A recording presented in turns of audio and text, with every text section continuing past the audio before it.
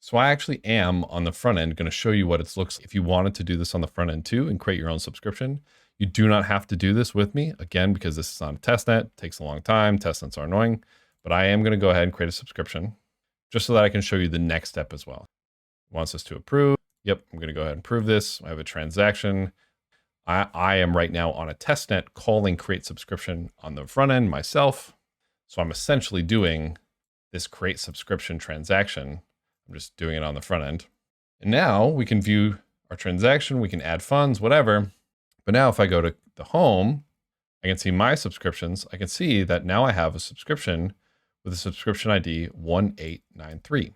And I could add this to my helper config, or if I ran this create subscription script, I would just grab the subscription ID from my script. But then what I need to do is I need to fund it with Link. So I would go to actions, fund subscription. I need to make sure that I have Link in my wallet, which I do not. So I'm going to go to faucets.chain.link. We're going to scroll down with Twitter connected. I would like 20 test link. I'm going to verify that I'm human. I'm going to put my address in here, send request, and we're going to get this pop-up saying sending 20 testnet link. And we have some transaction hashes for getting the link and the ETH. And awesome, we have the tokens transferred.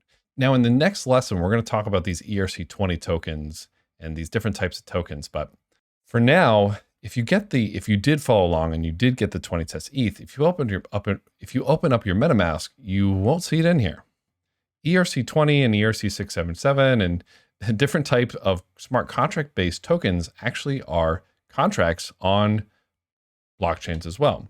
And what we need to do is we need to go to docs.chain.link, getting started, scroll down to link token contracts, scroll down to Sepolia testnet, and we could copy this address. You can also just hit this add to wallet button, but we could copy this address, roll up to our MetaMask, hit import tokens, paste it in there for the Sepolia testnet, add custom tokens, import tokens. And now we can see we have Sepolia ETH and we have Link in here. So this is just us needing to tell our MetaMask where to look for these different cryptocurrencies.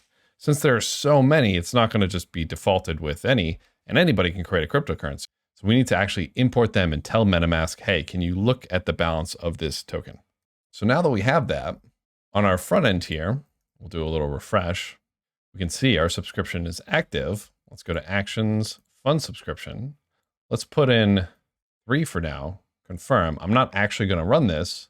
I'm just doing this to see, oh, okay, well, what's the function being called? Okay, it's this transfer and call function that's being called on, interestingly enough, on the link token contract.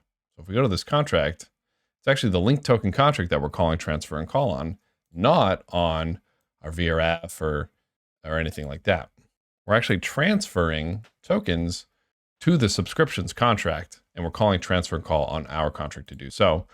I'm actually not going to call it. We're going to do this programmatically, and you'll see that our balance right now is 0, but we're going to write a script in Solidity to add link to our ID here.